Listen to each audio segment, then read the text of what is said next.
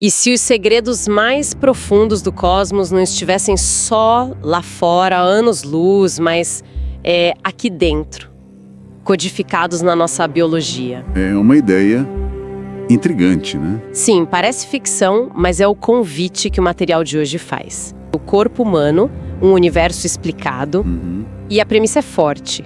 O universo mais incrível talvez seja este aqui, o nosso corpo. Exato.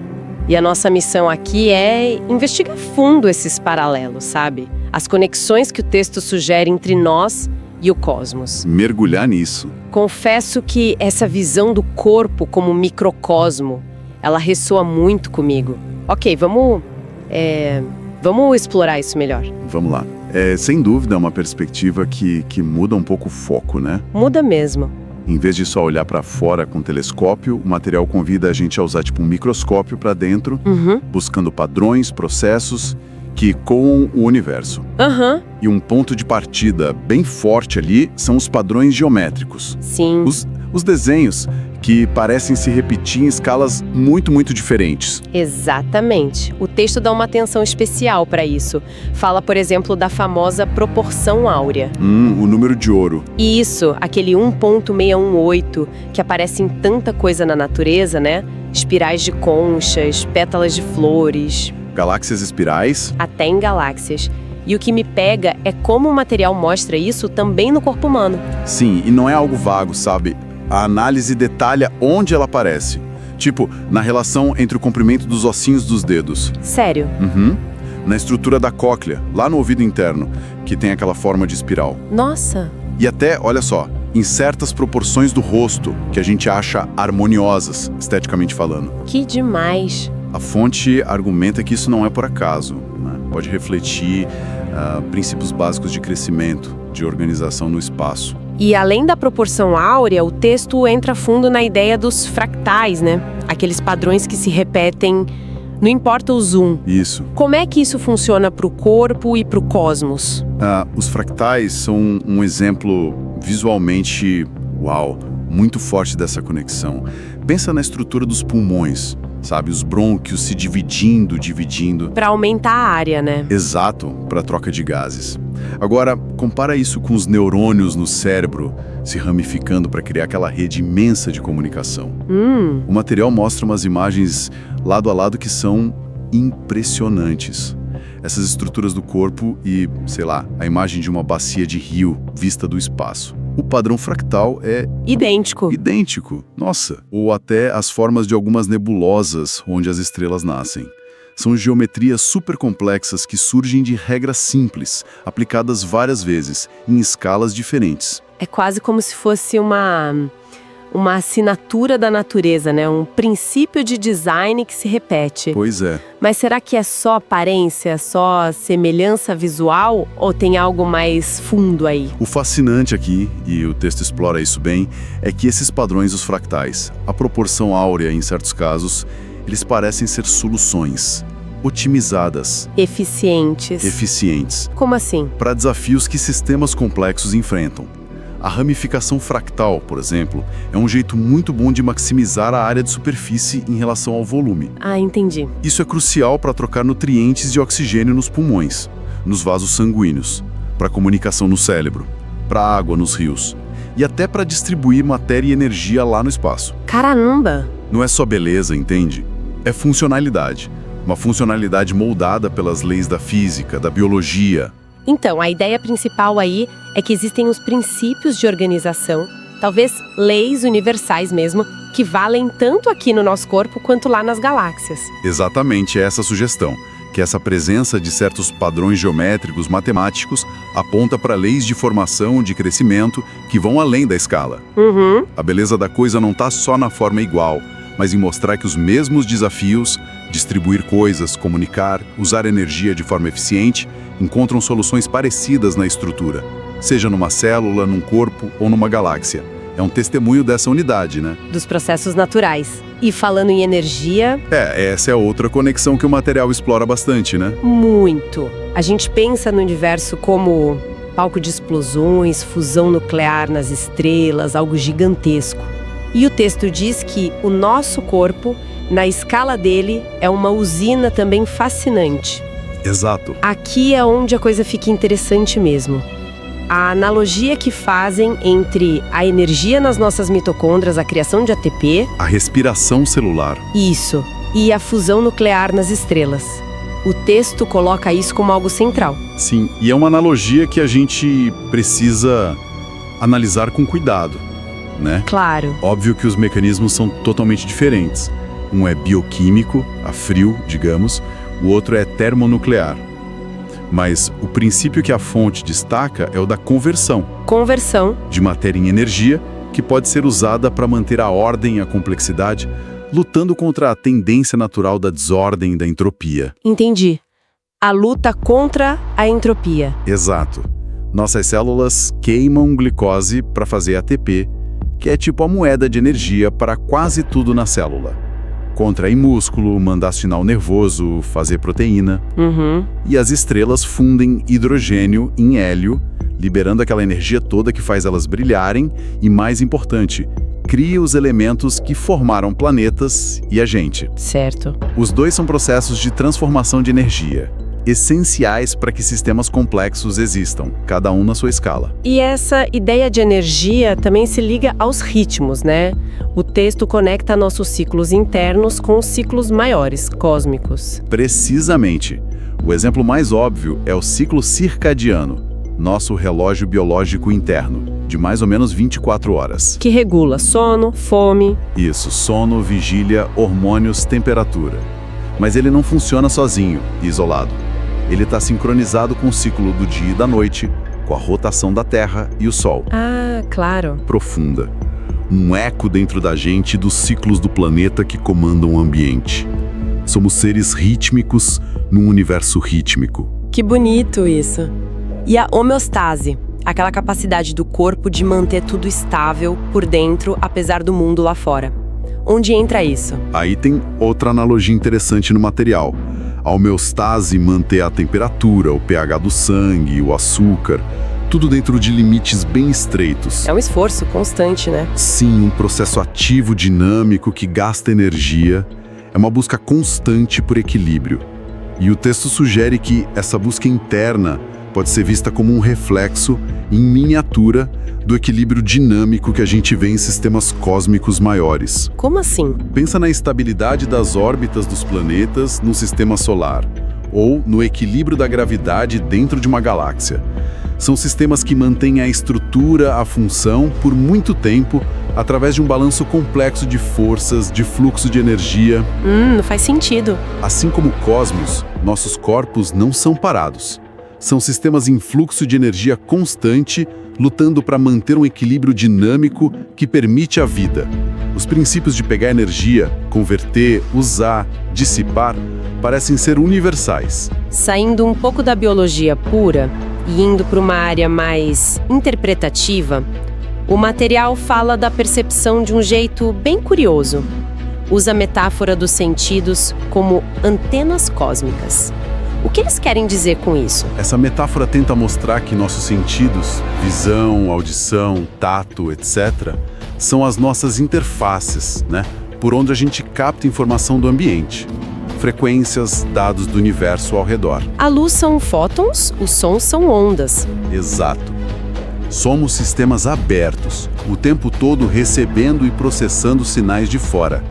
Mas a análise vai além de só receber passivamente. É aí que entram umas ideias mais, digamos, especulativas, como o princípio holográfico. Confesso que esse conceito me parece bem abstrato. Esse é um dos pontos mais teóricos mesmo, na fronteira do conhecimento que a fonte menciona. E é bom contextualizar. Por favor. O princípio holográfico é uma ideia da física teórica, lá da área de buracos negros, teoria das cordas. A ideia central, simplificando muito, é que toda a informação de um volume 3D poderia, em teoria, ser codificada numa superfície 2D que limita esse volume. Tipo a imagem 3D de um holograma que está gravada numa película 2D? Isso. A fonte não está dizendo que a gente é um holograma, mas usa essa ideia como analogia para sugerir algo sobre a percepção. Talvez a realidade que a gente vive não seja uma leitura direta do que está lá fora, mas sim uma construção. Uma construção. Uma projeção que o nosso cérebro gera a partir dos dados dos sentidos. A informação que a gente capta nas nossas fronteiras sensoriais. Então, a ideia não é que o universo é um holograma, mas que a nossa experiência dele tenha essa qualidade de ser construída a partir de informação captada numa superfície. Exatamente. É um jeito de dizer que a percepção não é uma janela transparente para o mundo. É um processo ativo que interpreta.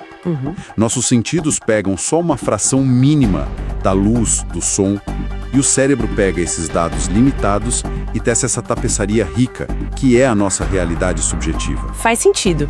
Poderia ser algo mais fundamental no universo, não só da biologia aqui da Terra. Essa visão da percepção como algo ativo. Que implicações isso tem para como a gente se vê no universo? Isso levanta uma questão importante que o material nos convida a pensar.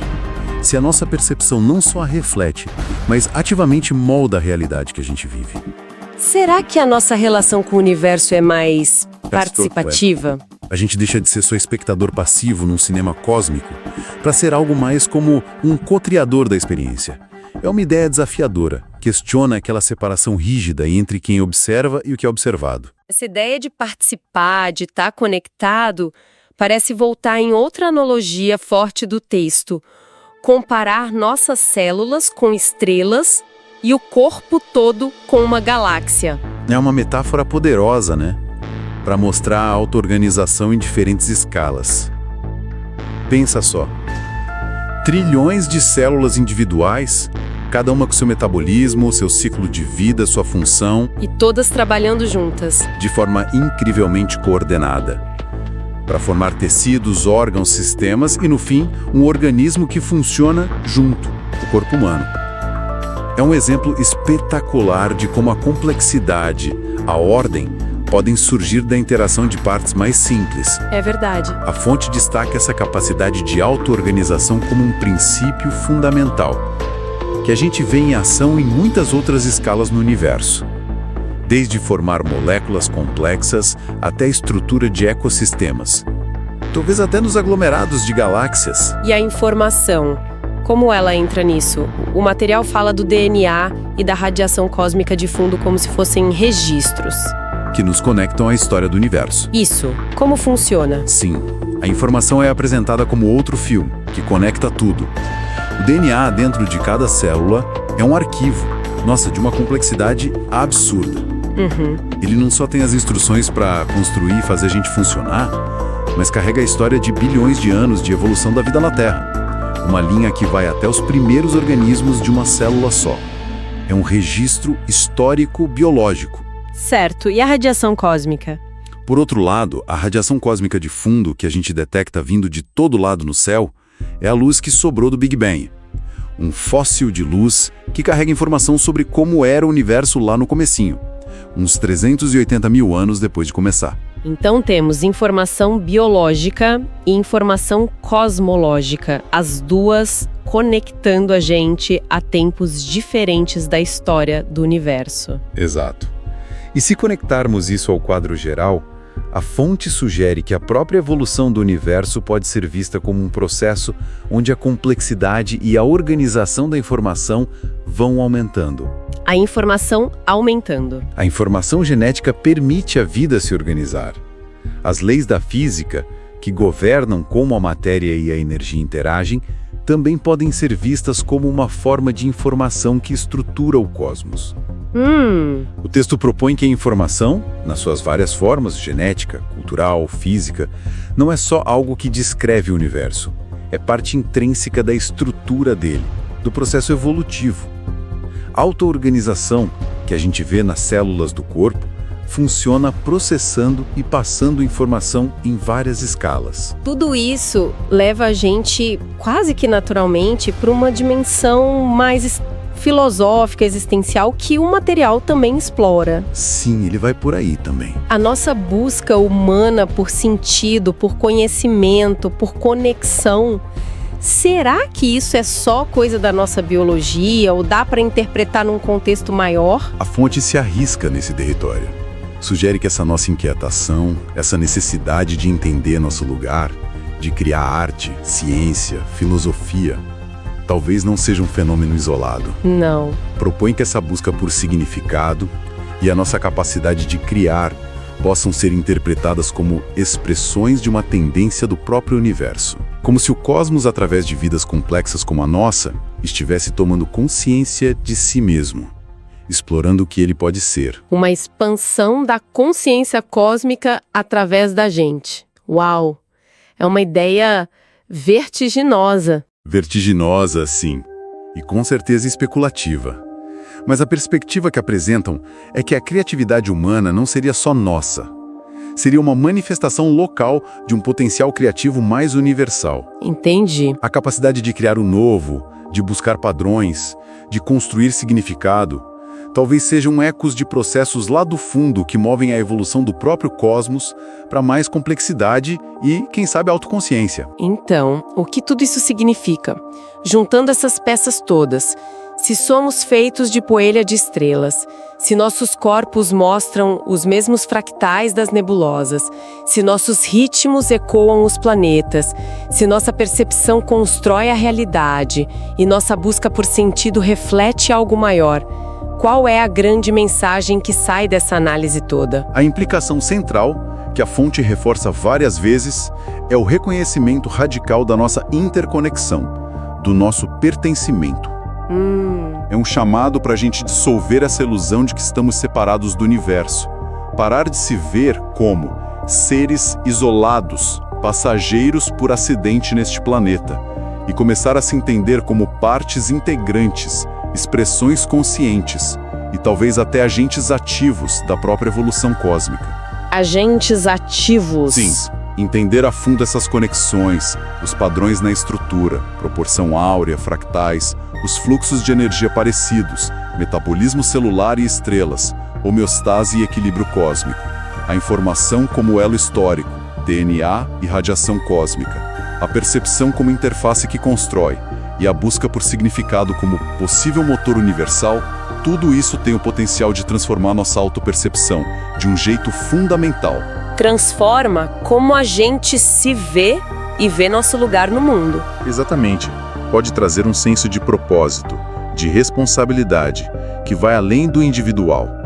Se nós somos o universo tomando consciência de si mesmo, como isso muda o jeito que a gente trata nosso corpo, os outros, o planeta que nos dá a vida? É uma pergunta forte. A fonte argumenta que entender isso não é só um exercício intelectual legal. Pode ser a base para uma ética mais profunda, um sentimento de reverência pela vida e pelo cosmos, do qual somos parte inseparável. Não somos só observadores do universo, somos de um jeito bem real, o universo se observando, se experimentando e, quem sabe, se direcionando. É uma perspectiva que, realmente, abre a mente. Deixa de ser só ciência ou filosofia abstrata e toca numa experiência quase visceral, de pertencer a algo imensamente maior. Sem dúvida. Recapitulando rapidinho os fios que a gente puxou do material. Vimos os padrões estruturais, tipo proporção áurea e fractais, conectando nossa biologia a formas cósmicas, sugerindo leis universais de organização. Mergulhamos nos fluxos de energia, comparando nosso metabolismo com a energia das estrelas, nossos ritmos com os ciclos planetários, vendo a homeostase como reflexo do equilíbrio cósmico. Certo. Exploramos a percepção não como algo passivo, mas como construção ativa da realidade, usando a analogia do holograma e pensando sobre a consciência. Sim. Vimos a informação no DNA e na radiação cósmica como elos com a história do universo que impulsionam a auto-organização. Exato. E por fim, pensamos na busca humana por sentido e criatividade como um possível eco de processos do próprio cosmos.